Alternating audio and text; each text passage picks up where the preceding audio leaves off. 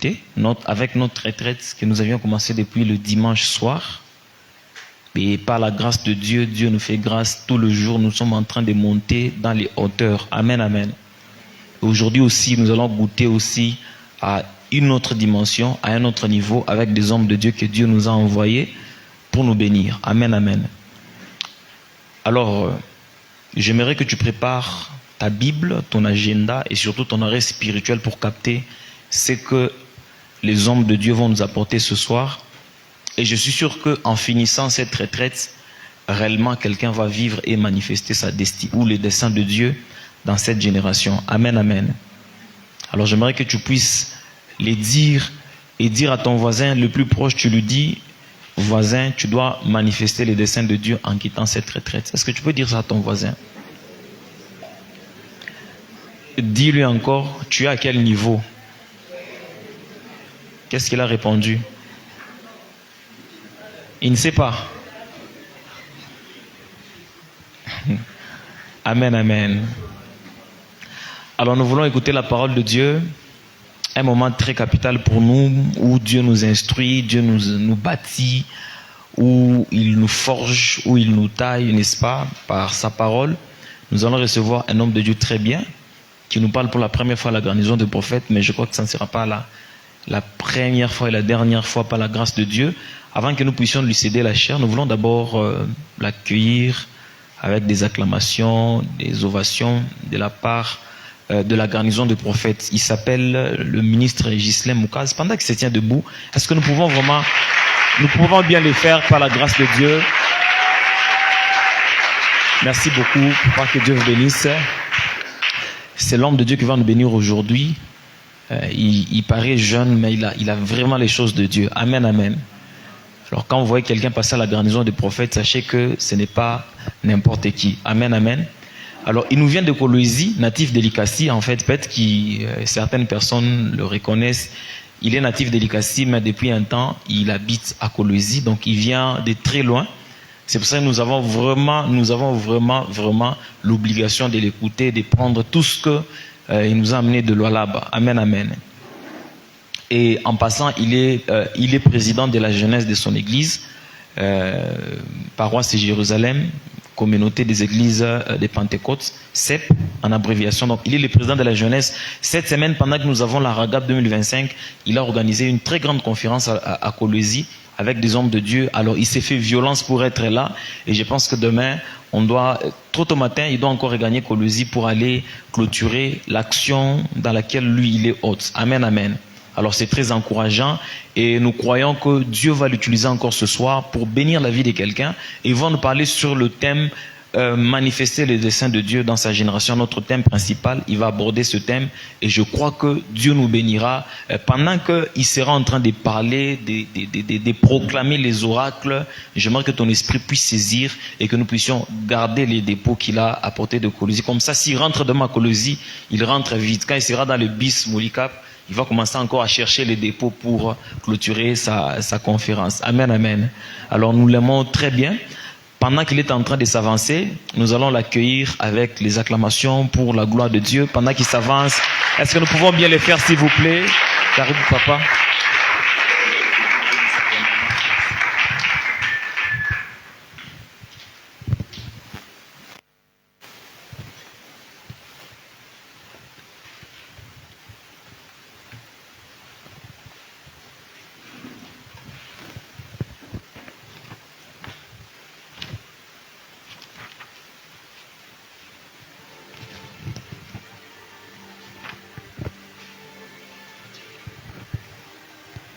Gloire à Jésus. Est-ce qu'on peut fermer nos yeux pendant un moment? Nous sommes en train de dire au Seigneur de parler à nos cœurs, de transformer nos vies, de nous donner à manifester son dessein. Est-ce qu'on peut lever nos voix en prière?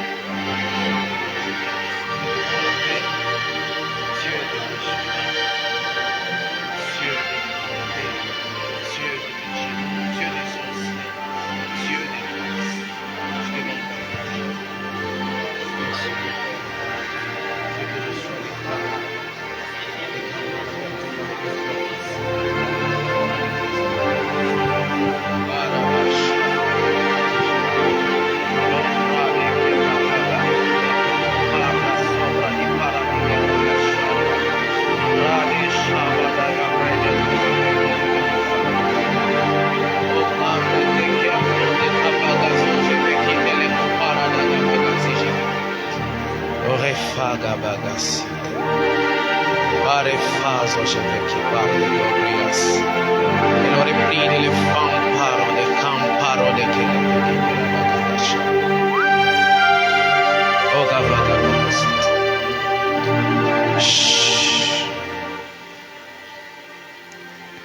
Seigneur, merci de rendre ce moment possible.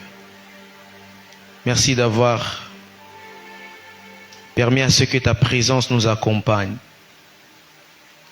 Merci d'être là avec nous. Merci de disposer nos cœurs. Merci de prévoir ce qui peut changer notre vie.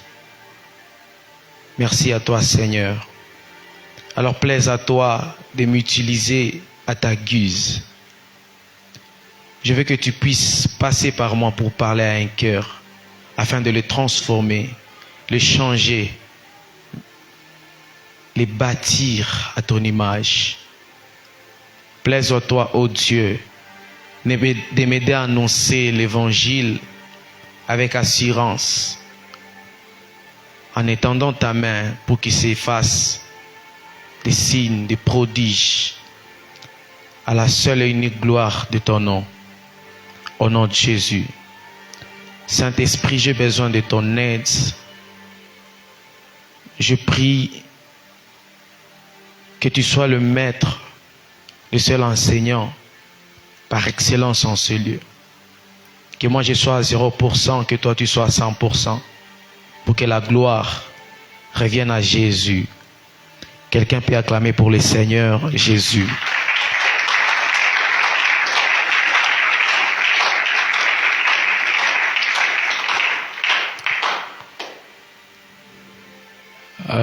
J'ai dit merci à Dieu Tout-Puissant d'avoir permis à ce que je sois aussi dans ce grand rassemblement pour apporter sa parole. En deuxième lieu, je dis merci à tous les responsables de la GAP, tous les présidents. Je vois les responsables principaux, le prophète Kandolo, ouais, aussi les présidents Marvel. C'est un homme bien. Dès lors que j'étais en train de partager avec lui au téléphone, j'ai senti que vraiment c'est un homme bien, bien que je l'avais jamais rencontré. Alléluia. Et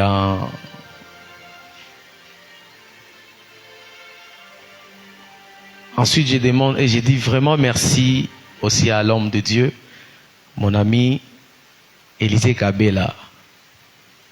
C'est un homme porte, donc c'est par lui que je suis aussi ici pour servir le Seigneur. Donc, vous savez, lorsque Dieu veut vous bénir, lorsque Dieu veut vous faire quelque chose de bien, il passe souvent par les hommes. Alléluia. C'est pourquoi j'aimerais en profiter pour exhorter à quelqu'un de garder de bonnes relations. Alléluia. De ne jamais abuser de vos relations. C'est mon ami, on a fait ensemble les études primaires. On s'était séparés il y a beaucoup d'années.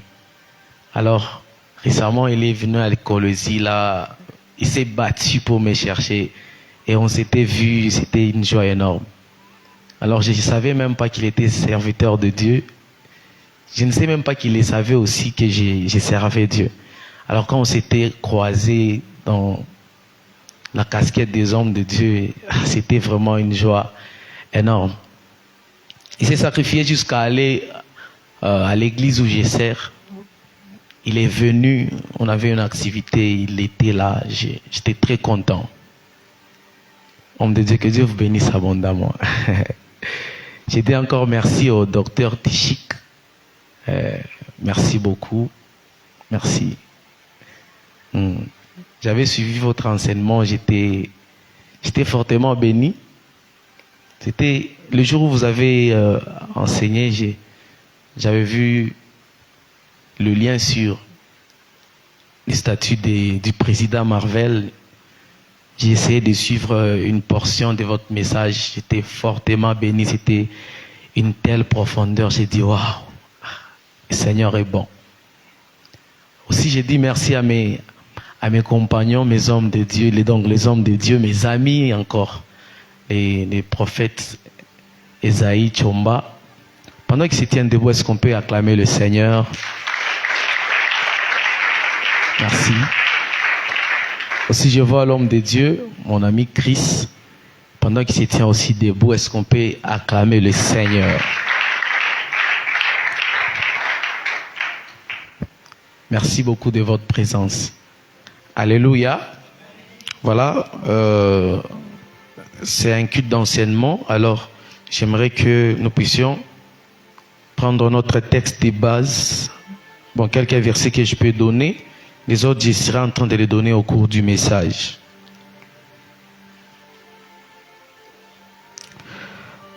On peut nous lire le texte des bases. Actes chapitre 13, le verset 36.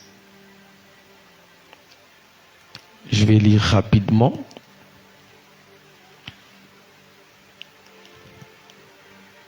Actes chapitre 13, le verset 36. Alors, pour ma part, j'aurais bien voulu commencer même au 21e verset. Ils demandèrent alors un roi, et Dieu leur donna pendant 40 ans Saül, fils d'Échis, de la tribu de Benjamin. Puis l'ayant rejeté, il leur suscita pour roi David, auquel il a rendu ce témoignage. J'ai trouvé David, fils d'Isaïe, homme selon mon cœur, qui accomplira toutes mes volontés. Si vous avez une Bible, soulignez sur toutes mes volontés, si la Bible vous appartient bien sûr. Au verset 23, c'est de la postérité de David que Dieu, selon sa promesse, a suscité à Israël un sauveur qui est Jésus. Avant sa venue, Jean avait prêché le baptême de la repentance à tout le peuple d'Israël. Et lorsque Jean achevait sa course, il disait, « Je ne suis pas celui que vous pensez, mais voici, après moi vient celui des pieds duquel je ne suis pas digne de délier les souliers. » Je lis le 36e verset et le 38e, voilà. Or, David, après avoir en son temps servi au dessein de Dieu, est mort, a été réuni à ses pairs et a vu la corruption. Mais celui que Dieu a ressuscité n'a pas vu la corruption. Sachez donc, hommes frères, que c'est par lui que le pardon de péché vous a été annoncé. Est-ce qu'on peut acclamer pour la lecture?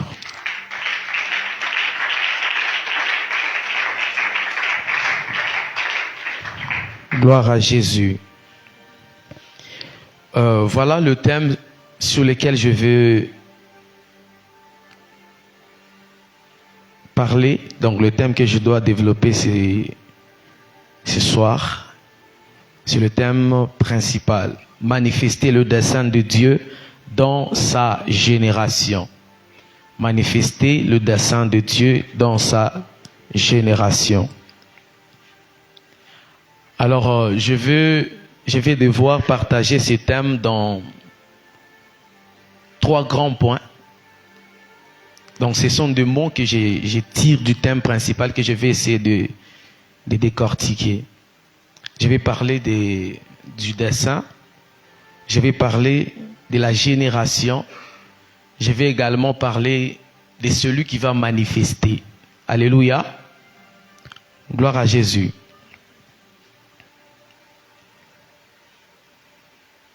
Et donc, d'emblée, si vous regardez bien le thème, c'est-à-dire, c'est toi qui es en train de manifester le dessein de Dieu. Mais le terrain sur lequel vous devriez manifester ce dessein, ça s'appelle votre génération. Alléluia.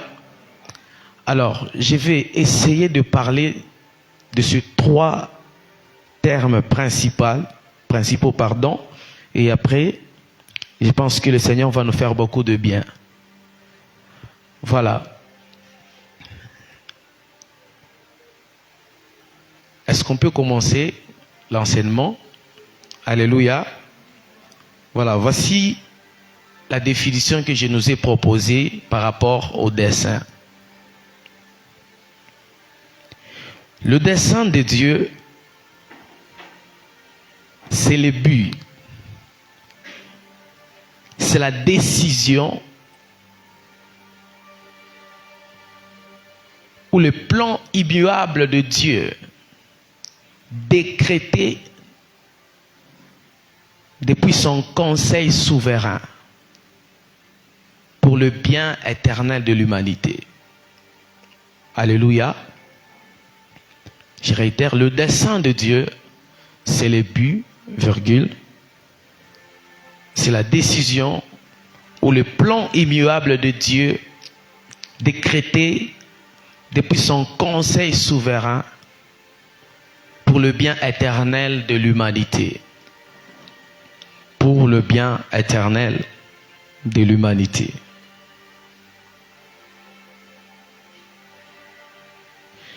J'aime dans certains contextes, le dessein de Dieu est traduit comme étant une entreprise.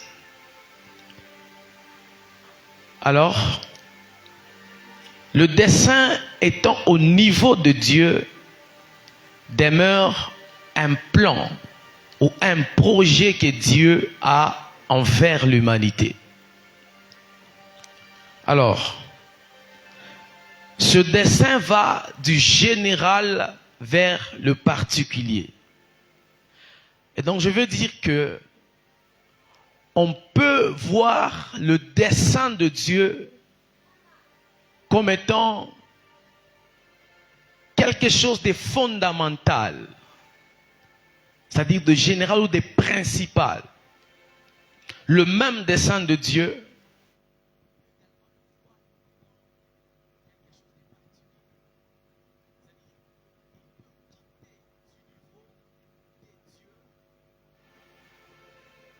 parce qu'il est général.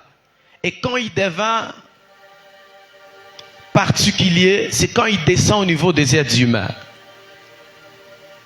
Alléluia. Dieu s'est choisi des êtres humains qui doivent travailler pour que le dessein de Dieu soit manifesté dans l'humanité. Ces gens qui seront en train de travailler aura chacun une tâche particulière. Alors c'est cette tâche particulière que Dieu offre à un individu pour participer à son dessein qu'on appelle la destinée. Alléluia. Déjà d'emblée, je mets une nuance ou le point de divergence entre la destinée et le dessein de Dieu. Au fait, le dessein de Dieu peut être la destinée, mais la destinée n'est pas forcément le dessein de Dieu. Alléluia. Je veux dire quoi?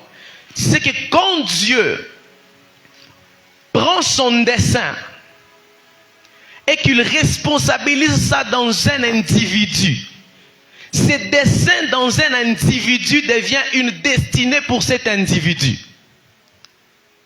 Et maintenant, pour que ces desseins de Dieu soient manifestés au milieu des êtres humains pour le bien éternel de l'humanité, il faut que chacun, par la tâche qui lui a été conférée par Dieu, travaille pour aboutir à une manifestation pleine de la destinée divine, du destin ou du dessein de Dieu. Alors, vous devez comprendre que le dessein de Dieu, c'est comme un grand ensemble. Alors les destinées, ce sont des sous-ensembles dans le grand plan qu'on appelle le dessein de Dieu. Alors, le dessein de Dieu ne peut pas être manifesté complètement si les gens qui ont reçu des destinées sont en train de dormir. Donc, pour que le dessein de Dieu soit manifesté selon les attentes de Dieu, il faut que les gens ou les agents que Dieu a engagés dans son entreprise se mettent à l'œuvre. Et maintenant, si les gens qui ont reçu de trahir le dessein de Dieu, alors notez ceci: tous nos accomplissements de ta destinée est une trahison au dessein de Dieu. Tous les hommes qui ne se donnent pas pleinement, qui ne se livrent pas en sacrifice pour le Seigneur, pourvu que le dessein de Dieu se manifeste sur la terre, ils sont en train de trahir les attentes de Dieu. Manifester le dessein de Dieu revient une responsabilité de tout celui qui a une destinée en Christ. Si vous savez que vous avez une destinée, vous avez donc une responsabilité que vous devez assumer. Alors le fait de vous mettre à travailler pourvu que le dessein de Dieu, pourvu que vous puissiez accomplir votre destinée, vous êtes en train de servir le dessein de Dieu. Alors les agents que Dieu a établis pour que son dessein soit manifesté sur la terre, ils sont diversifiés. Ils ne sont pas seulement le ministre de Dieu. Ça peut être aussi les hommes d'affaires. Alléluia. La Bible dit que les gens qui ont sacrifié le Christ l'ont fait selon les desseins de Dieu. Or, quand Christ est mort, pour l'ensevelir, il fallait qu'il y ait un homme riche, qu'on appelle Joseph d'Arimathée. Cet homme a aussi participé, donc il a prêché l'évangile avec le moyen. Donc, frère, ne tombez pas dans la distraction d'aspirer avec des aspirations qui sont vaines au ministère si Dieu ne vous a pas réellement appelé là-bas. Parce que Dieu ne donne pas de destinée pour que tous nous puissions finir à devenir des prédicateurs. La destinée réussie ne se résume pas à un ministère auquel nous sommes en train de servir Dieu. La destinée réussie ne se résume pas aux 5 ministères. Parce que nous les chrétiens, nous avons tendance à croire que réussir sa vie, c'est avoir un ministère dans lequel nous sommes en train de servir Dieu. L'onction de Dieu ne descend pas seulement sur les 5 ministres. L'onction de Dieu peut tomber sur toi pour te faire un millionnaire afin que toi, tu prêches l'évangile avec l'argent. C'est pourquoi il est très important, si vraiment vous êtes conscient que sur la terre où vous êtes, il y a quelque chose que vous devez accomplir. Si vous êtes conscient que vous êtes un esprit que Dieu a téléversé sur la terre pour que vous soyez une solution à un problème donné, vous devez commencer dès maintenant à chercher à vous découvrir. La plus grande découverte de l'homme sur la terre, c'est la découverte de soi. Si vous vous découvrez ce que vous êtes donc prêt à accomplir votre destinée. Alléluia. J'aimerais souligner également que Dieu n'a pas de destinée à accomplir. À Dieu le destin, à nous la destinée. Parce que, pourquoi Dieu n'a pas une destinée? Dieu le Père n'a pas une destinée parce que la destinée est fonction du temps. La destinée est liée au temps. Mais le destin n'est pas forcément lié au temps. Pourquoi j'ai dit ça? Parce que la destinée nécessite d'être amorcée, poursuivie et être accomplie. C'est-à-dire que ce sont des étapes. Or, quand nous parlons des étapes, nous voyons une notion de temps à l'intérieur.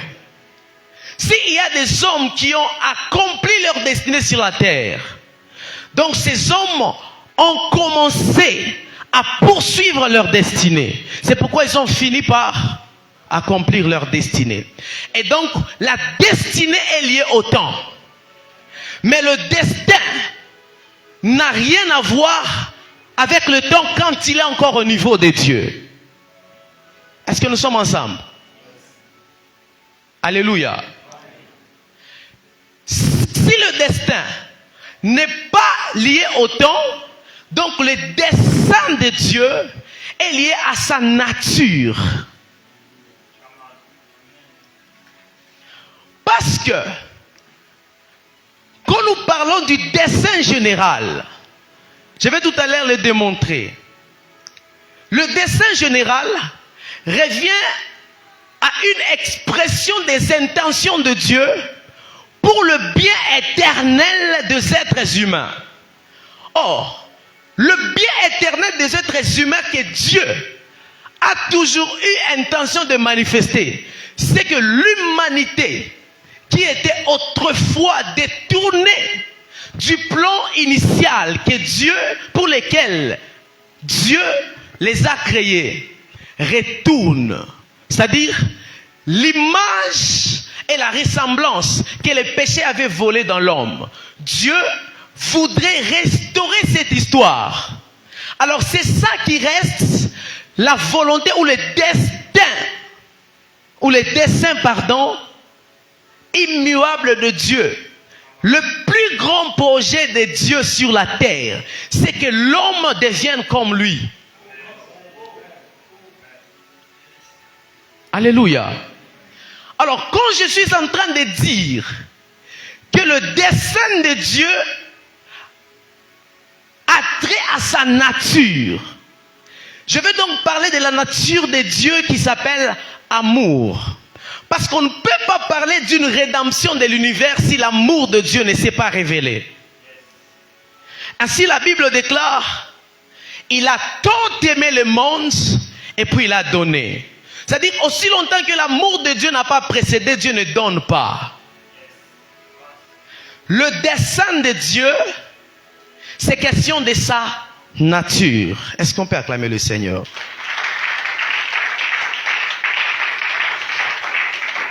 Voilà, j'aimerais que nous puissions ensemble découvrir ce que je viens de dire dans notre texte de base.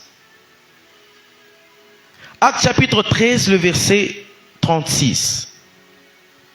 La Bible déclare, or David, après avoir en son temps servi au dessein de Dieu.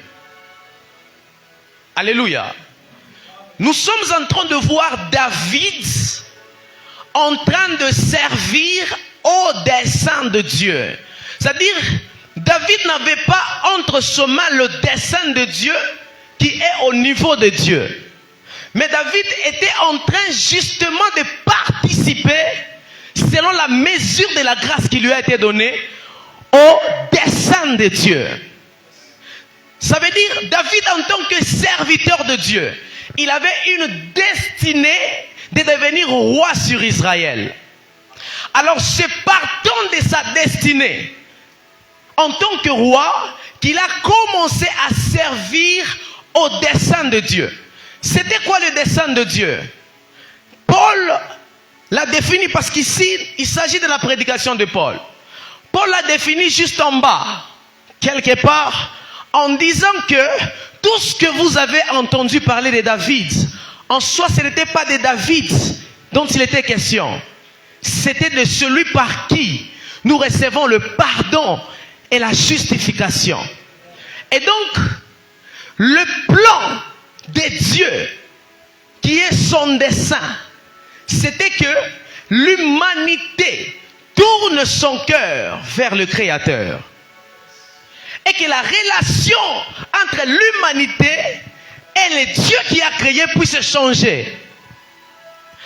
Parce que la relation entre l'homme et Dieu, au niveau des créateurs, ne changera pas. Même si Satan s'est déjà rebellé de Dieu, il reste sa créature. Même si des hommes aujourd'hui ne peuvent pas croire au Seigneur, ils restent leur créature.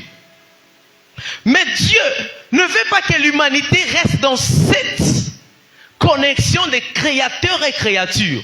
Mais Dieu veut que nous puissions monter de niveau, de grades. Et c'est quoi ces niveaux?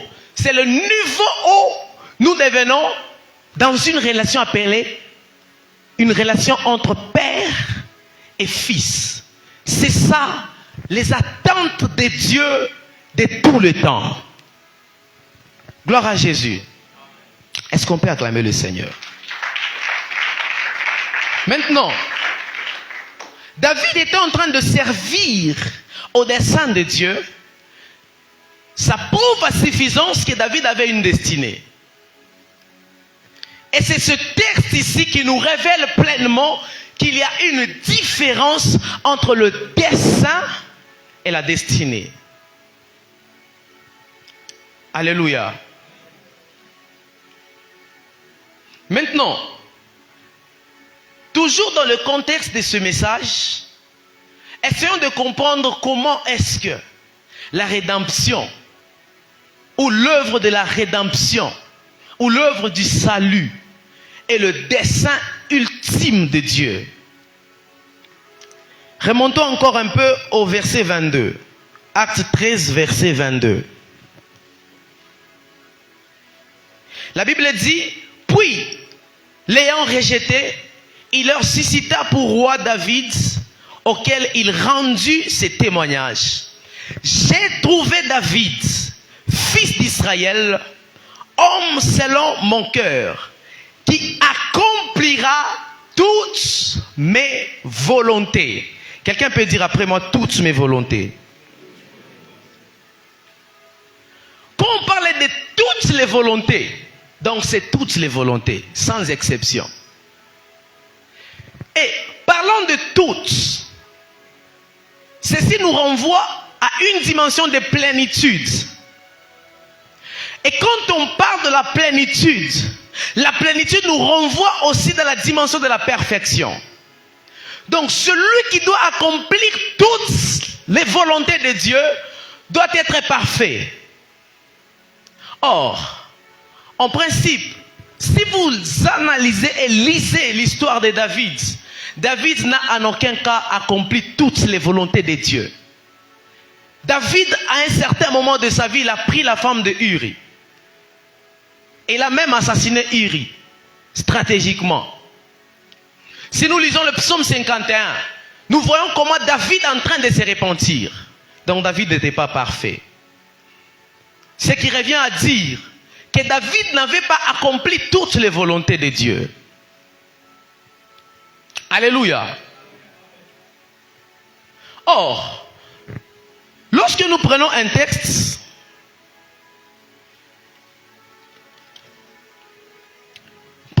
lisons ça rapidement et puis nous allons rentrer. Jean chapitre 4, le verset 34. Pour vous qui écrivez, écrivez aussi Hébreux 10, 7 à 9. Jean chapitre 4, le verset 34. Si vous trouvez, vous lisez un peu rapidement pour gagner le temps.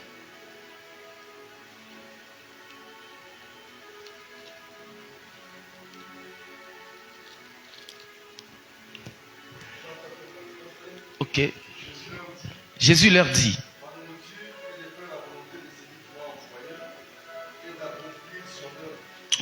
Alléluia.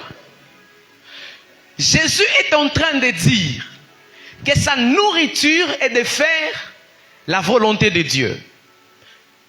Dans l'épître aux Hébreux, il est en train de dire, je suis venu pour accomplir la volonté de Dieu, pour faire la volonté de Dieu. Alléluia. Mais si nous voyons clairement que David n'a pas accompli toutes les volontés de Dieu. David n'a pas été parfait dans sa marche avec le Seigneur. Souvenez-vous, je venais de dire que accomplir toutes les volontés, ça nous renvoie à une notion de la perfection. David n'a pas été parfait. Il avait commis beaucoup d'erreurs dans sa marche ou dans sa destinée ou dans son ministère.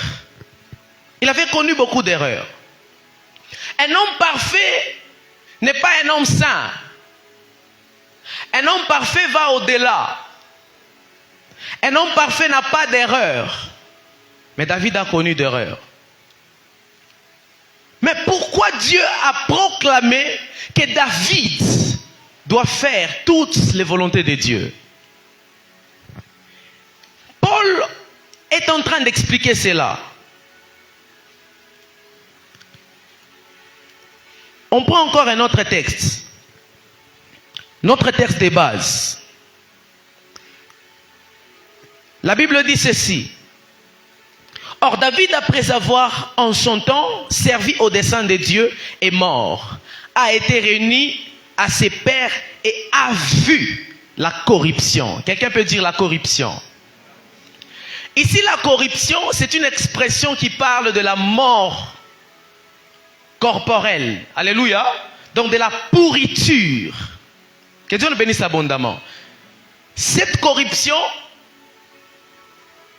c'est une révélation de la parole de Dieu que Dieu a dit dans Genèse. Il a dit, tu es poussière et tu retourneras à la poussière. Retourner à la poussière, c'est ça l'expression qui se résume en un seul mot, la corruption. C'est-à-dire que pour que le corps retourne à la poussière, il faut que le corps pourrisse. Il faut que le corps se décompose pour que le corps devienne poussière. Mais ici, David, dans le psaume, je pense 16, verset 10, si je ne m'abuse pas, il est en train de chanter en prophétisant sur lui. Il dit, tu ne permettras pas que ton sein connaisse la corruption. Mais plus tard, l'apôtre Pierre et même l'apôtre Paul sont en train d'interpréter cette prophétie de David en disant que, d'ailleurs même dans ce contexte ici, on a vu comment est-ce que David qui a proclamé prophétiquement que lui ne connaîtra pas, que Dieu ne va pas permettre que lui connaisse la corruption.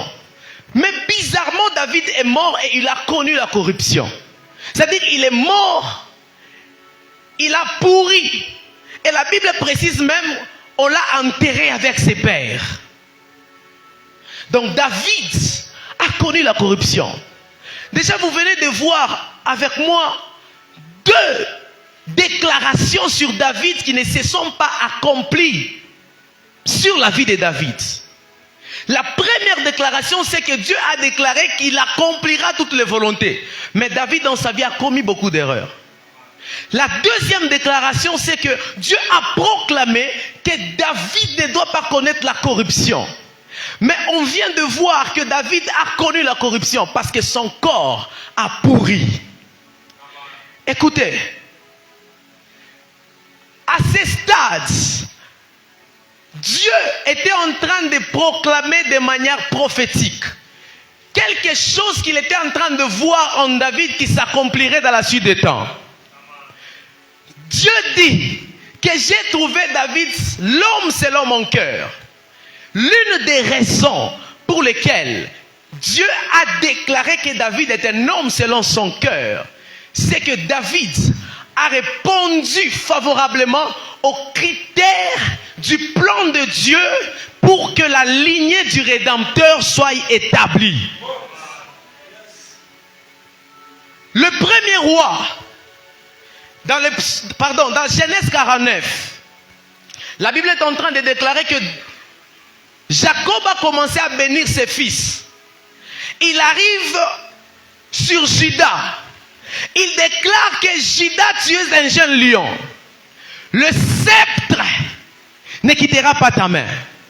Le sceptre, c'est l'image de la royauté. Il est en train de dire que la royauté ne doit pas quitter ton identité. Tu es condamné à devenir roi.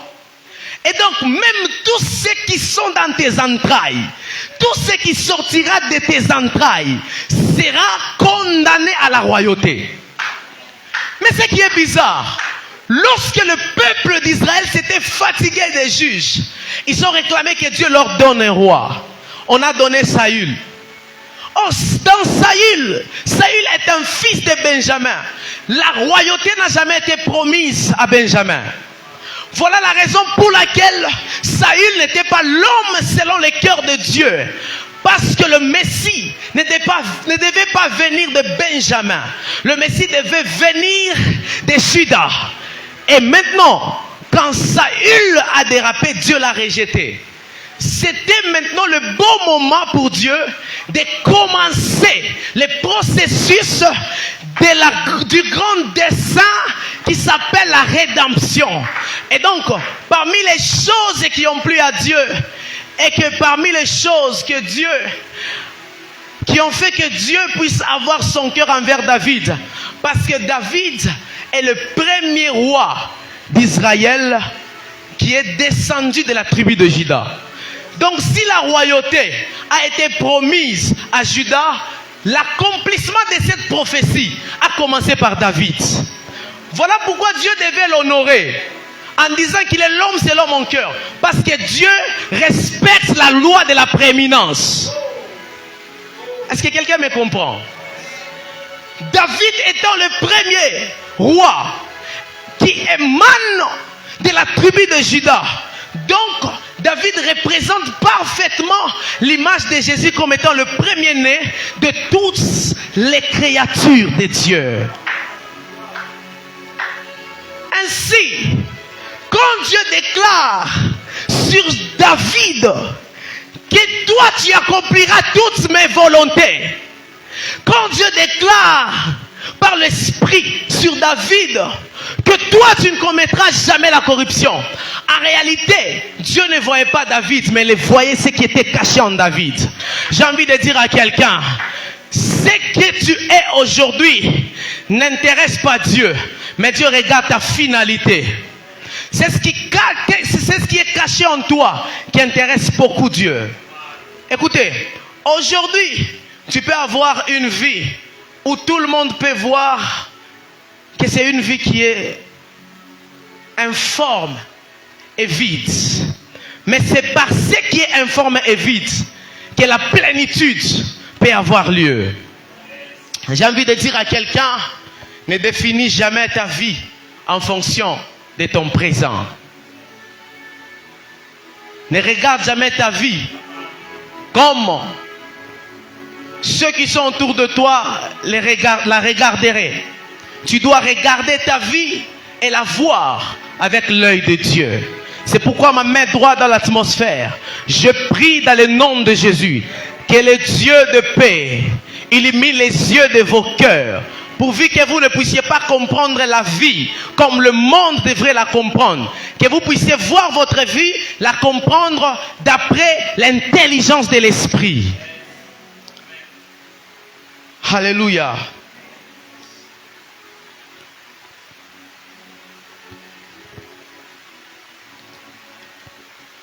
Gloire au Tout-Puissant. Je disais gloire au Tout-Puissant. Alors, les deux précédentes vérités que je venais d'étaler nous révèlent tout simplement que lorsque Dieu regarde ta vie, il t'apprécie. Lorsque Dieu regarde ta vie, il t'aime. Lorsque Dieu jette son regard sur toi, il voit que tu es un être qui brille, qui a du prix devant ses yeux.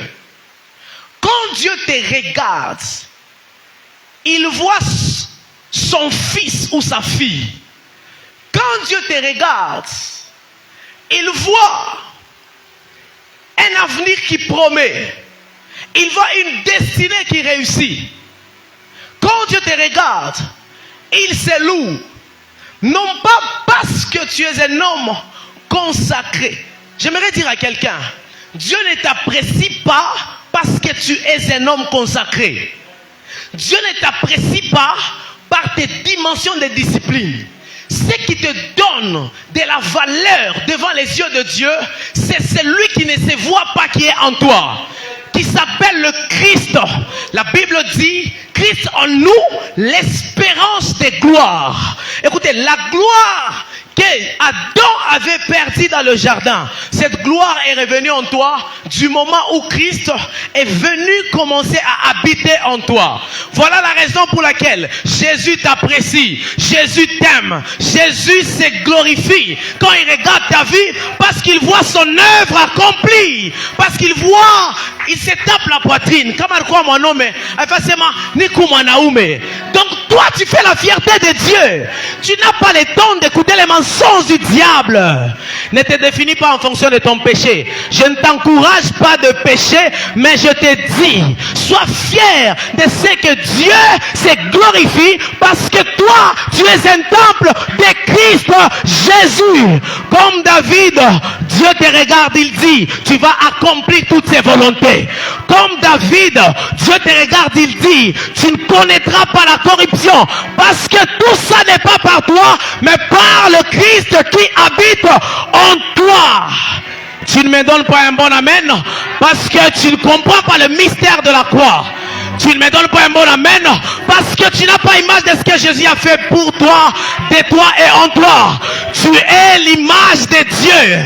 Tu es la ressemblance de Christ, parce que la croix en a payé le prix. Les rabassages.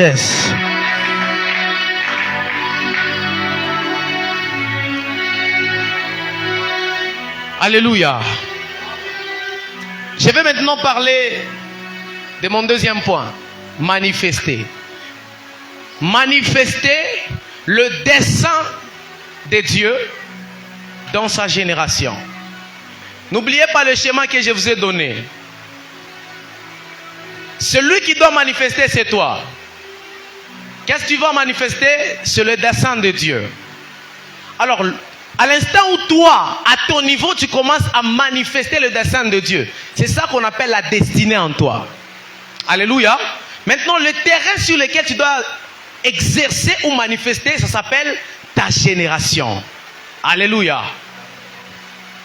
Est-ce que le schéma est bien clair? C'est un culte d'enseignement. Est-ce que le schéma est bien clair? Alléluia.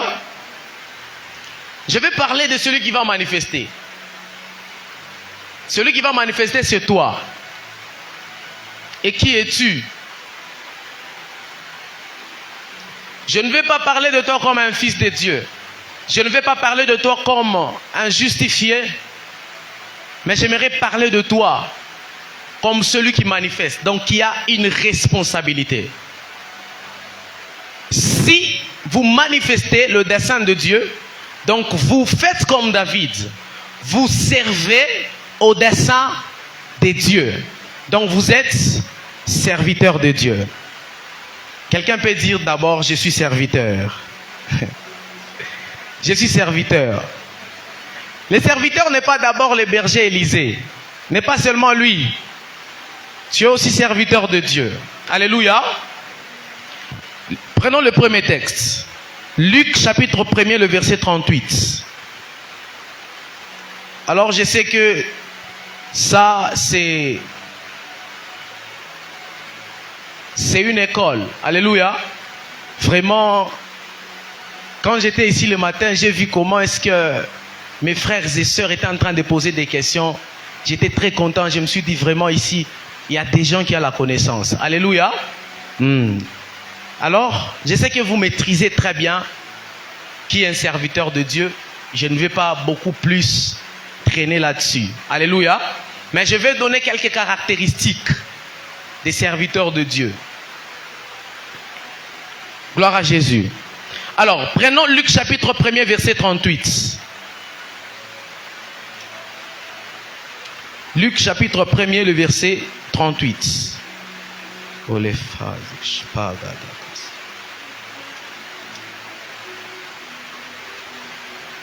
Luc chapitre 1er, le verset 38.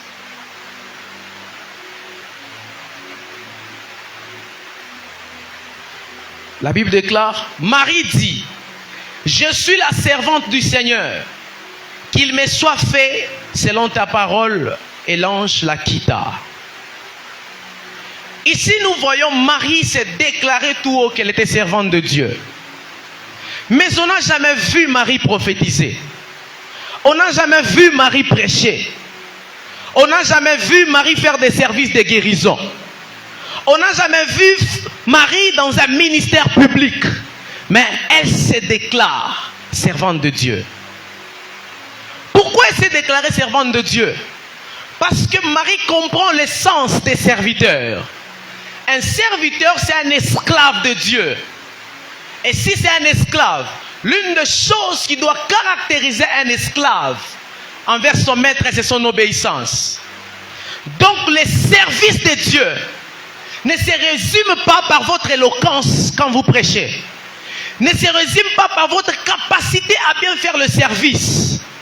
Le serviteur de Dieu n'est pas défini par les dons qu'ils exercent. Le serviteur de Dieu est authentique quand il est soumis à la volonté de Dieu. Quand il est d'abord obéissant à la volonté de Dieu. Lorsque Marie a découvert que ça, c'était l'ordre de Dieu, sachant qu'elle était servante de Dieu, obligée de se soumettre aux ordres de son maître, elle a dit que ça se fasse parce que je suis la servante de Dieu. En d'autres mots, elle était en train de dire à l'ange que cela se fasse parce que je n'ai pas le choix quand il s'agit d'obéir à Dieu. Je dois obéir parce que c'est mon mode de vie. L'obéissance envers Dieu, c'est le mode de vie de tout serviteur authentique. Ne vous mesurez pas par votre authenticité à exercer les dons, je réitère. Ce n'est pas les dons que vous exercez qui font de vous des serviteurs authentiques, mais c'est votre capacité à vous soumettre à la parole de Dieu et à ses directives par le Saint-Esprit. Alors tu te vantes, serviteur de Dieu, combien de fois tu désobéis à la parole de Dieu? Combien de fois tu ne te soumets pas aux ordres que le Saint-Esprit te donne? L'Esprit te dit de ne plus t'habiller comme ça parce que tu aimes ces habits-là, tu fermes tes oreilles, tu portes ça, tu as désobéi. On est serviteur authentique lorsque on se soumet à Dieu même dans le moindre détail. La Bible, pour se soumettre à la parole de Dieu, ce n'est pas toujours vous soumettre à tout un long enseignement. Mais il y a un truc que beaucoup de chrétiens déshonorent.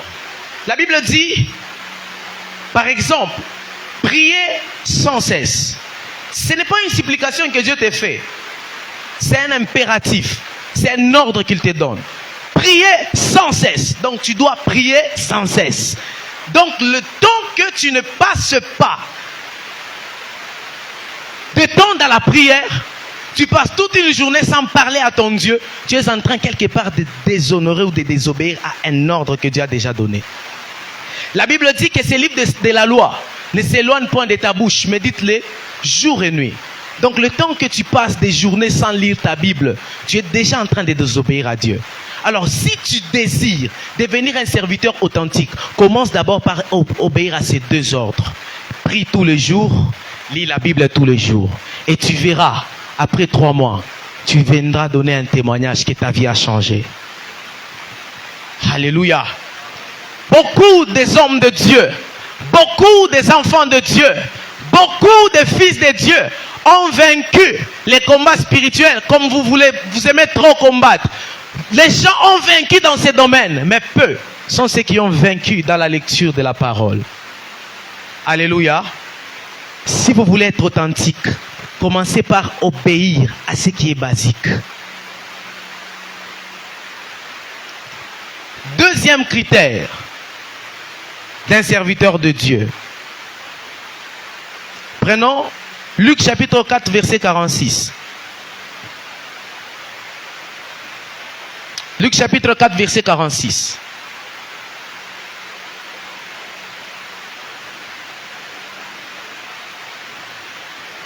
Luc chapitre 4, le verset 46.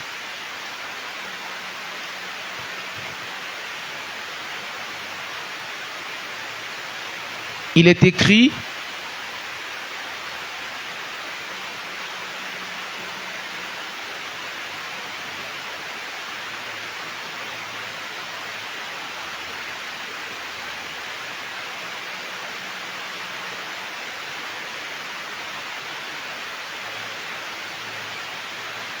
Alléluia.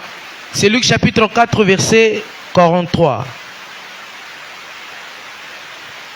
La Bible dit, mais il leur dit, il faut que j'annonce aux autres villes la bonne nouvelle du royaume de Dieu, car c'est pour cela que j'ai été envoyé. Alléluia. La personne reconnaît, c'est Jésus, il reconnaît la raison pour laquelle il a été envoyé. Il reconnaît sa mission et il se préoccupe de la mission que Dieu lui a confiée. Donc, lorsque vous commencez par obéir à Dieu en tant que serviteur de Dieu, d'abord à des choses basiques, concentrez-vous aussi sur la mission que Dieu vous a donnée. Sans pour autant vous comparer aux autres, ni regarder dans ce que l'autre fait. Concentre-toi sur ce à quoi Dieu t'a appelé. Vous commencez par échouer à l'instant où vous commencez à vous comparer des autres et à chercher à faire comme des autres.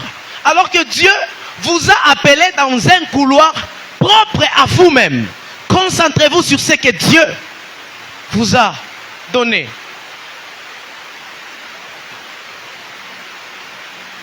Prenez encore Job chapitre 1er verset 8.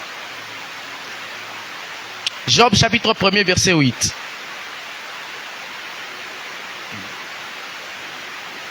Job chapitre 1er verset 8. Quelqu'un a trouvé, vous pouvez nous lire s'il vous plaît.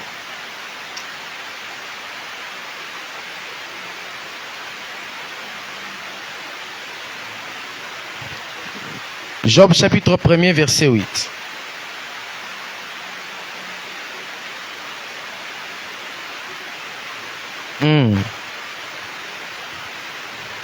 Gloire à Jésus.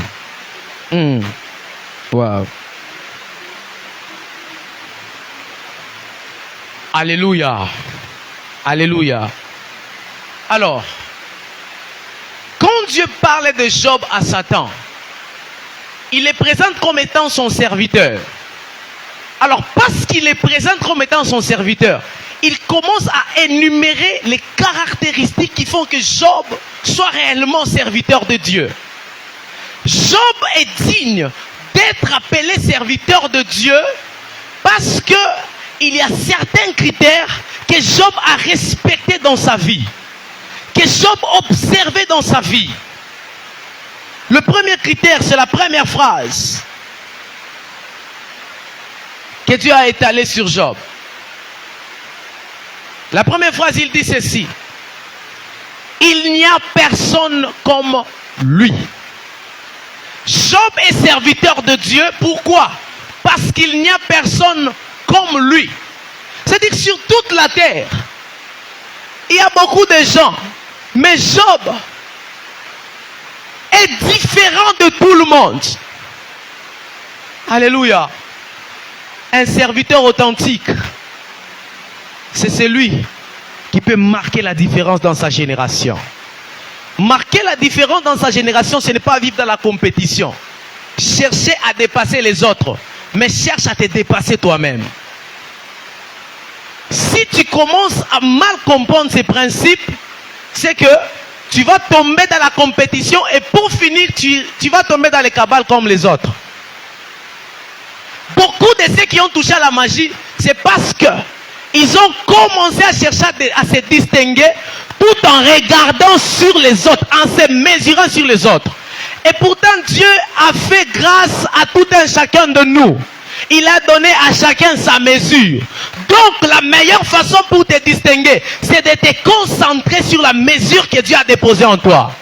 Travaille sur toi-même, travaille sur ton appel, travaille sur tes dons, travaille sur tes talents. C'est comme ça que tu vas accomplir ta destinée et participer au dessein de Dieu.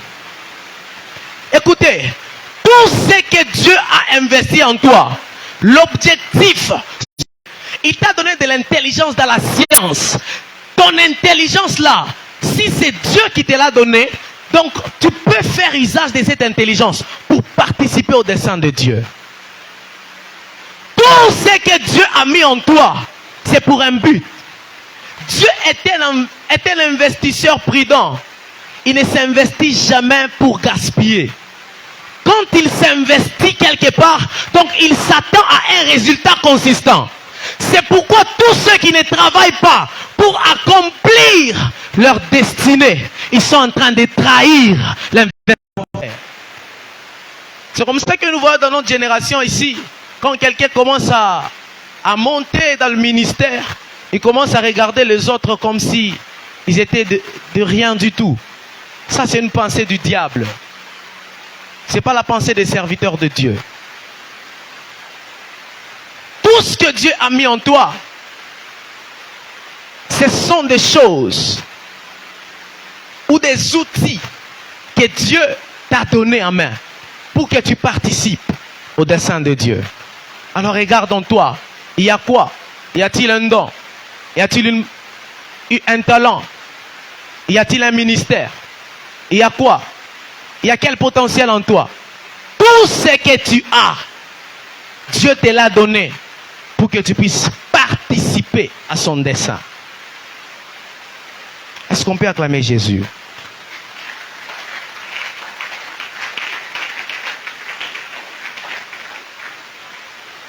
La deuxième des choses, le deuxième critère sur la vie de Job, pour qu'il soit serviteur, Dieu dit, il est un homme intègre et droit. Alléluia. L'intégrité, quelque chose qui est intègre, donc c'est quelque chose qui est aussi complet. Alléluia. Dieu parle de l'intégrité et de la droiture dans la vie de Job. N'oubliez pas que la parole de Dieu nous enseigne qu'il n'existe pas de parfait sur la terre. Nul n'est parfait sur la terre. Alors quand on parle de Job en tant qu'un homme intègre, on voit la maturité. Alléluia. L'intégrité que Dieu déclare dans la vie des hommes ou que Dieu atteste dans la vie d'un homme n'est pas forcément la perfection, mais c'est une maturité qu'un homme peut atteindre dans sa marche avec Dieu. Vous êtes intègre lorsque vous êtes conscient que j'ai un Dieu qui est le roi et je vis dans un royaume et que le royaume dans lequel je fais le royaume auquel je fais partie a des lois et des principes que je dois respecter. Il n'existe pas des royaumes sans loi et sans principe. Alors lorsque vous connaissez les lois du royaume de Dieu, les principes du royaume de Dieu, et vous marchez conformément à ce qui est prescrit pour le royaume de Dieu, c'est là que vous devenez mature. La maturité dans les choses de Dieu, dans le royaume de Dieu, n'est pas l'âge que vous avez dans le ministère. La maturité que vous avez dans la foi n'est pas le nombre d'années que vous avez dans la foi, mais c'est votre capacité à dépendre totalement de Dieu. Quand je dis dépendre totalement, c'est dépendre totalement de Dieu. Tout ce que vous faites, intéressez le Saint-Esprit. Tout ce que vous faites, parlez-en en Dieu. C'est là que vous manifestez la maturité. Dans vos choix, dans des décisions que vous voulez prendre dans la vie, faites-le avec le Saint-Esprit. Donc, dépendez de l'Esprit. C'est là que vous devenez des hommes matures. Et ce sont des hommes matures à qui Dieu confie des grandes choses. Vous voulez monter, accomplir des grandes choses, parce que accomplir sa destinée, c'est faire le maximum de grandes choses que tu devras faire dans ta vie. Donc, la personne qui a accompli les grandes choses sur la terre n'est pas celui qui a gagné des millions, mais c'est celui qui a répondu favorablement à l'appel que Dieu lui a lancé. C'est celui qui a accompli complètement le destin ou la destinée que Dieu lui a confiée. Et pour que tu y arrives, il faut atteindre un âge de maturité. L'âge de maturité que tu dois atteindre, c'est de dépendre de Dieu. C'est de dépendre de l'Esprit. Laissez le Saint-Esprit contrôler vos mouvements. Laissez le Saint-Esprit contrôler vos mots. Laissez le Saint-Esprit contrôler vos activités. Laissez le Saint-Esprit contrôler vos prières. Laissez le Saint-Esprit contrôler vos prédications. Laissez le Saint-Esprit contrôler votre ministère. Parce que si le Saint-Esprit ne contrôle rien sur vous, vous n'êtes plus mature. Et si vous n'êtes plus mature, vous ne ferez plus grand-chose. Les gens qui vont vers les grandes choses, ce sont des gens qui ont grandi. Et ceux qui ont grandi, c'est ceux qui se sont laissés dépendants de l'esprit et non de leur chair. Gloire à Jésus. Gloire à Jésus.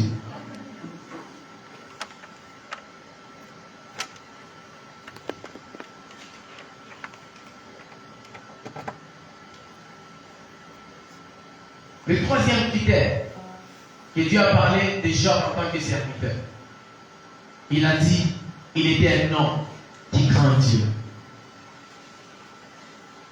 Job est serviteur de Dieu parce qu'il craint Dieu. Frère, nous sommes dans une génération où la crainte de Dieu est presque en train de disparaître. Où les gens peuvent faire n'importe quoi et venir passer à la chorale, prendre le micro, chanter. Où les gens peuvent faire n'importe quoi et venir prendre le micro, commencer à prêcher. La crainte de Dieu est presque en train de disparaître. C'est pourquoi dans cette génération, nous avons besoin des hommes et des femmes qui doivent se décider, payer le prix pour pouvoir accomplir leur destinée. Amen. Parce que c'est lorsque vous payez le prix que Dieu peut restaurer sa crainte au milieu de la chrétienté. La crainte de Dieu était restaurée par des grands signes, par des prodiges et des miracles dans la Bible. Lorsque Dieu avait constaté à un moment que la crainte de Dieu a disparu dans son peuple, Dieu crée une atmosphère de miracles. Je prie dans le nom de Jésus que Dieu témoigne ce soir, qu'il te capacite à accomplir des grandes choses à ton entourage, pourvu que ceux qui ont oublié qu'il y a un Dieu qu'il faut craindre, qui se rappelle au travers de ton ministère. Je prie dans le nom de Jésus que si ton ministère est en train de dormir, au son de ma voix, que le Saint-Esprit lance un vent qui va réveiller ton ministère. Je prie dans le nom de Jésus que tu sois un instrument de réveil dans ta famille. Je prie dans le nom de Jésus que tu sois un instrument de réveil dans ton quartier. Je prie dans le nom de Jésus que tu sois un instrument de réveil dans ton église. Je prie dans le nom de Jésus que tu sois un instrument de réveil dans cette ville. Parce que c'est le réveil qui restaure la crainte de Dieu. La crainte n'est plus d'actualité dans les cœurs des chrétiens. Parce que les chrétiens dorment. Il n'y a plus de réveil. Il n'y a plus de crainte. Que Dieu apporte le réveil. Commençons par toi.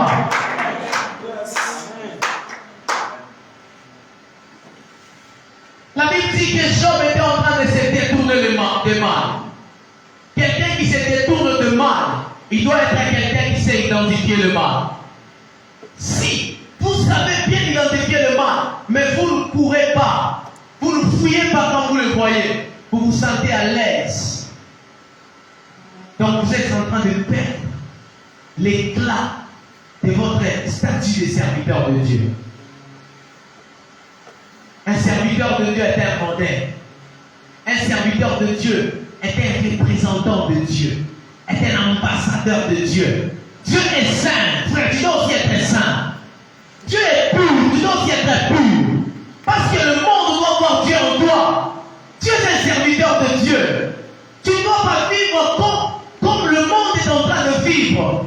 Tu ne dois pas être dans le monde, mais on ne voit pas une différence entre toi et le monde. La Bible dit que vous êtes la lumière du monde. À l'instant où vous commencez à mener une vie qui est confondue à la vie du monde, donc vous n'êtes plus lumière. Vous commencez à vivre dans le ténèbre. Vous êtes le sel de la terre. Vous devez donner cours au monde de suivre Jésus. Aujourd'hui, ce sont les chrétiens qui sont en train de dégoûter le païen de venir à l'église. Parce que nous vivons, nous nous appelons serviteurs de Dieu. Mais c'est qui peut être la preuve de votre statut de serviteur n'est plus visible aux yeux des hommes. Alléluia. Que Dieu bénisse à vous. Nous devons apprendre à nous détourner le mal. Pour préserver notre casquette ou statut des serviteurs de Dieu. Voilà, je vais rapidement encore parler sur le dernier point, sur la génération, et je vais chuter par là.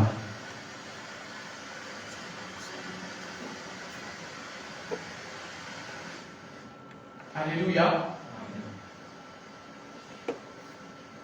Je sais que la génération est liée au temps. Mais je ne veux pas définir la génération comme étant le temps. Mais pour ma part, je vous donne la définition de la génération comme étant le terrain sur lequel vous devez manifester le dessein de Dieu. Donc quand je serai en train de parler de la génération, considérez comme c'est un terrain sur lequel vous devez manifester le dessein de Dieu.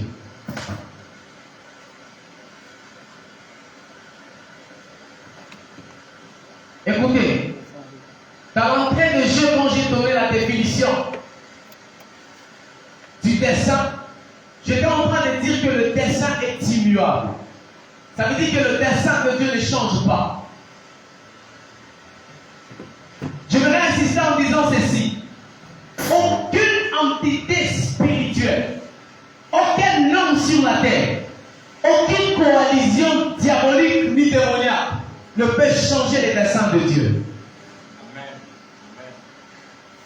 Que ce soit les anges, que ce soit les anges purs, que ce soit les anges déçus, que ce soit les hommes les plus méchants, personne, aucune atmosphère ne peut changer les desseins de Dieu. Le dessein reste inchangé. Le dessein reste immuable. Alors, vous devez manifester le dessein immuable dans une génération. Et quelle génération? Quand on parle de David, on parle de la génération de David. Et si on veut parler de toi, on va parler de ta génération. C'est-à-dire, la génération ne reste plus jamais la même. Les générations se succèdent. Les générations changent. Les générations ne restent plus jamais les mêmes. Et si les générations changent toujours, donc les défis aussi ne sont plus les mêmes dans toutes les générations. Chaque génération vient avec ses propres défis. Chaque génération vient avec ses propres crises. Chaque génération vient avec ses propres difficultés. Chaque génération vient avec ses propres vents. David avait les vents de sa génération. Toi, tu as aussi les vents de ta génération. Ainsi, la méthode que tu dois appliquer pour que tu puisses manifester le dessein de Dieu ne doit pas être forcément la méthode de David. Écoutez, les générations changent. Les méthodes que Dieu utilise pour que nous puissions manifester les desseins de Dieu peuvent aussi changer. Mais le dessein ne change jamais. Les serviteurs de Dieu peuvent changer. Mais le dessein de Dieu reste immuable. Quand la génération change, l'éducation aussi a tendance à changer. Quand la génération change, même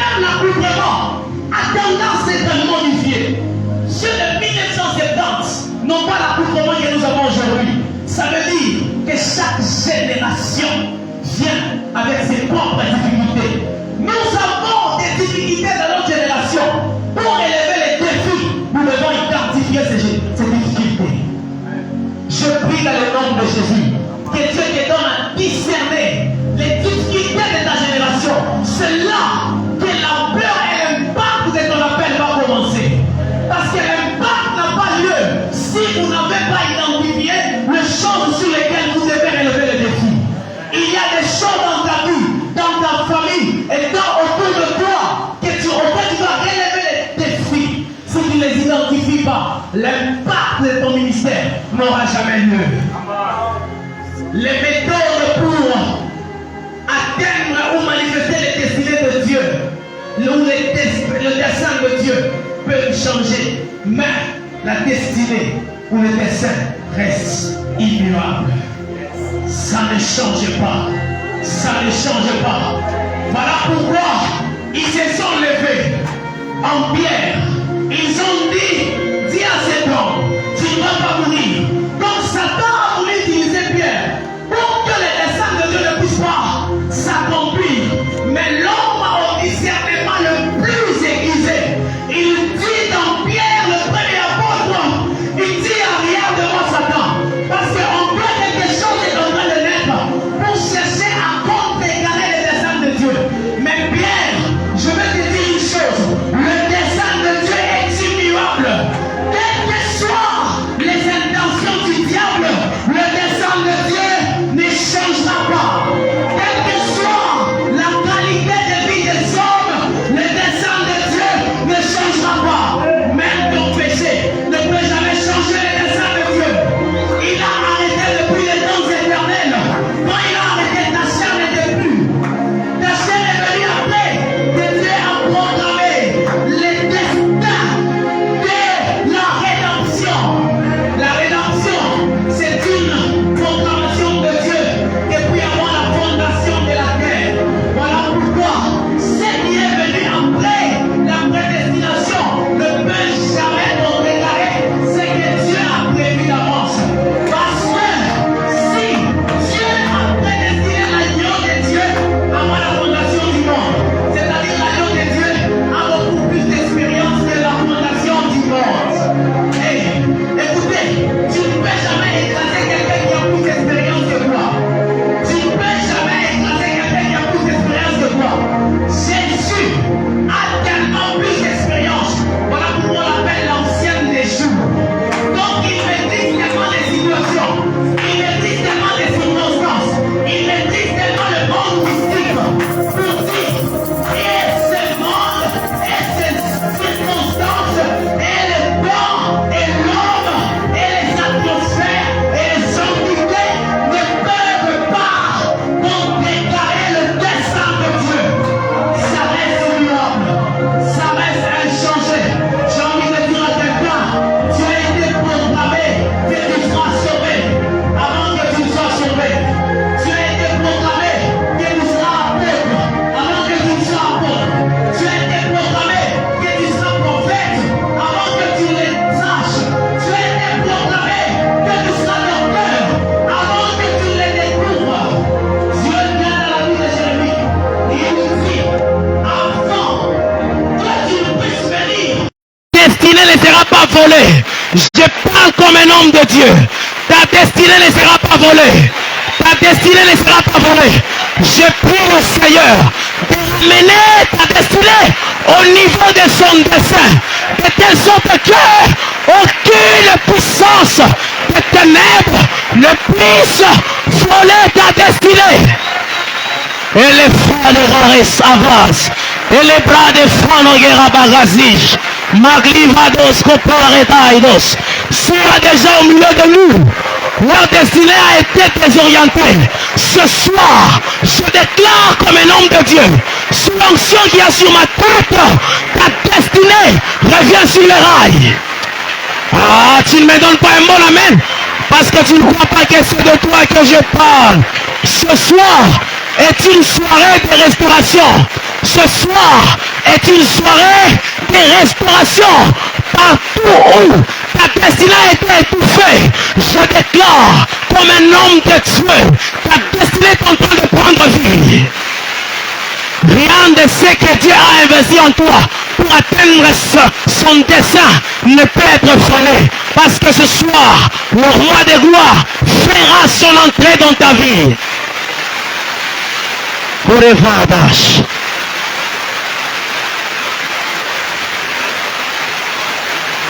Est-ce qu'on peut se rasseoir? On va finir. J'étais en train de dire ceci. Le dessein de Dieu reste immuable.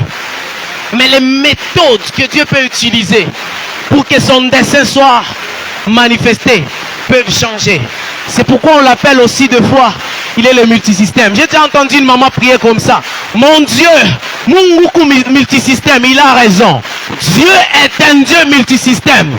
Voilà pourquoi les défis qu'il a rencontrés Noé dans son temps a fait en sorte que Noé soit utilisé différemment d'Élie. Donc les défis de ta génération va définir la manière avec laquelle Dieu va t'utiliser pour que tu puisses atteindre, à manifester le dessein de Dieu dans ta vie. C'est pourquoi je prie que Dieu te révèle la méthode qu'il a prédéfinie pour toi.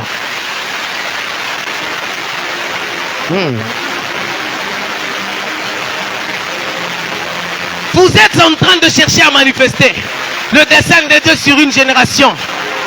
Les générations changent. Tout peut changer dans une génération. Mais ce que vous voulez manifester, c'est immuable. Alors, pour que vous puissiez arriver à manifester le dessein de Dieu qui est immuable, vous devez aussi devenir le dessein de Dieu. Est-ce que je me fais comprendre? Je réitère ma phrase. Si vous voulez manifester le dessein de Dieu qui est immuable, devenez aussi le dessein de Dieu. C'est-à-dire, si le dessein de Dieu est immuable, sois aussi un homme immuable dans ta génération. C'est-à-dire, ne change pas à cause d'une circonstance de la vie. Ne change pas de message à cause des conditions de vie de ta génération. Plusieurs ont changé leur message parce qu'on leur a proposé beaucoup d'argent. Plusieurs ont renoncé à Christ parce qu'on leur a proposé des postes à l'église. On leur a proposé des postes au travail. Ils ont renoncé à Christ parce que la génération change. Ces hommes n'ont pas conscience de leur destinée et du dessein de Dieu. Voilà pourquoi ils renoncent à Christ. Si vous voulez être authentique dans la manifestation du dessein de Dieu, soyez immuable. Ne changez pas votre vie pour aucune raison au monde. Ne changez pas votre marche. Vous avez commencé avec le Christ. Travaillez à terminer avec le Christ. Ne déviez pas ni à gauche, ne partez pas ni à droite. Restez focus sur Jésus. Parce que votre accomplissement de votre destinée se trouve en Jésus. Si vous voulez échouer votre destinée, allez loin de Jésus. Mais si vous voulez accomplir votre destinée, restez au pied de Jésus. Restez au pied de Jésus. Cherchez Jésus. Que la génération ne t'influence pas. Que ta génération ne t'influence pas. Ne cherchez pas à mener ta vie comme tout le monde de ta génération. Ne cherchez pas à faire ton ministère comme tout le monde de ta génération. On peut même être appelés tous dans un même couloir de ministère, mais on ne peut pas toujours faire la même chose. On peut tous être prophètes, mais on ne peut pas toujours faire les choses de la même manière. On peut tous être apôtres, on ne peut pas toujours faire des choses de la même manière. Chacun a sa destinée et chacun a sa particularité. Concentre-toi sur ta particularité. Que Dieu bénisse sa parole. Au nom de Jésus.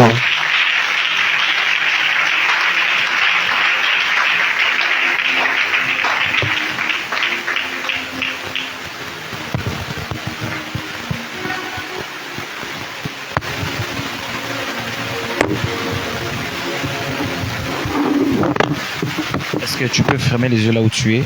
Dis merci à Dieu, dis merci à Dieu, dis merci à Dieu.